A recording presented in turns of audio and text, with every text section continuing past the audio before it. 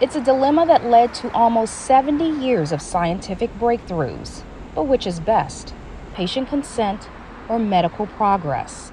Under a misty Baltimore sky sits two grandsons of a woman who has contributed a monumental amount of herself to mankind. Henrietta Lacks never gave the say-so to have her tissue used, and her family says they've never been compensated. If you take a medicine, or if you put your makeup on in the morning, or you shaving in the morning, or whatever, my grandmother's cells have been a part of that development of making that product that you're using. And a lot of people don't know that. Lacks cells have been used to test hormones and viruses, toxins and drugs.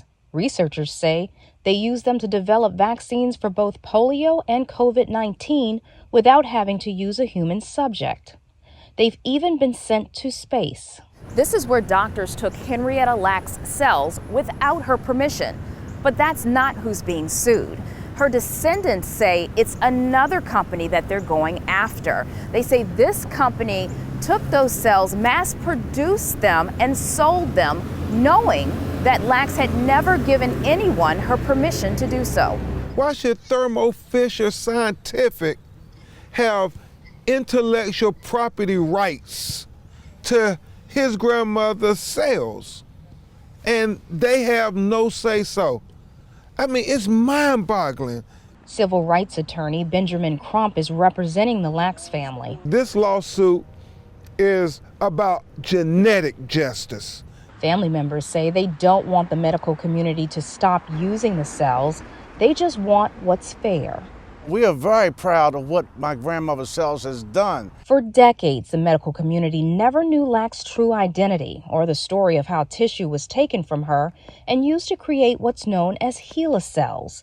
These sought-after cells did something no other cells had ever done, growing outside of her body and dividing endlessly, which is why scientists call them immortal cells.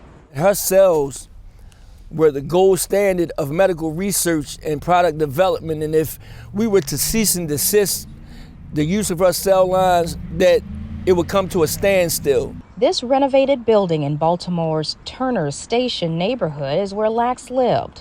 A plaque honoring her and her contribution is displayed outside one of the doors. I've heard stories about my grandmother when they came up from the South.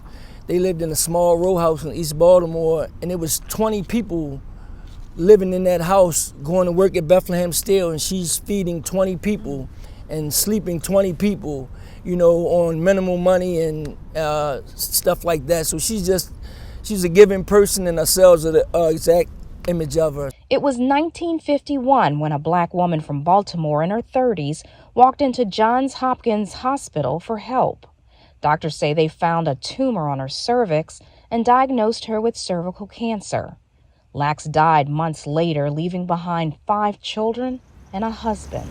That hospital says it never sold or profited off of Lacks' cells, although it did make the hospital well known. Family members didn't know about the cells until sometime later, and they've been fighting to get access ever since. This fight should be over.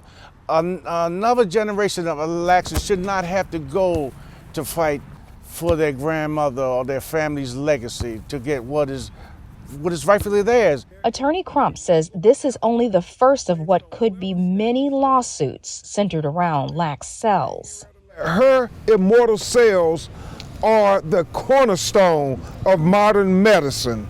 I mean, every medical advancement in the last 70 years was based on research from using her cells.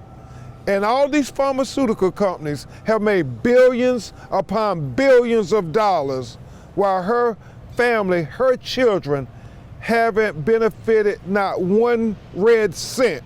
Lacks' story, although hard for some to imagine, doctors taking tissue from your body without your permission is more common than you think. Even Europe dealt with a similar scandal in recent times. The Guardian reports between 1988 and 1994, a doctor at Children's Hospital harvested organs from 850 babies. Reports say the doctors never asked the parents' permission.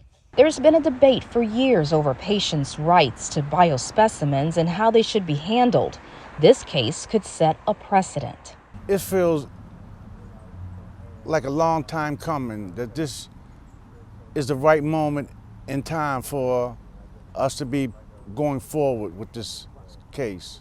Tammy, it's amazing how far we've come with her cells and bringing recognition to her story. But I understand just recently that bulldozers destroyed a piece of Lacks' history. Yeah, that's exactly right. You're talking about the home Lacks grew up in Rocane, Virginia. Local reports say neither city officials nor the current owner of the home knew Lacks had ever lived there, which had fallen into disrepair. And by the time they figured it all out, due to code violations, it had already been demolished. Christian? All right, many thanks for that. Newsy national correspondent Tammy Eswick, I appreciate your reporting.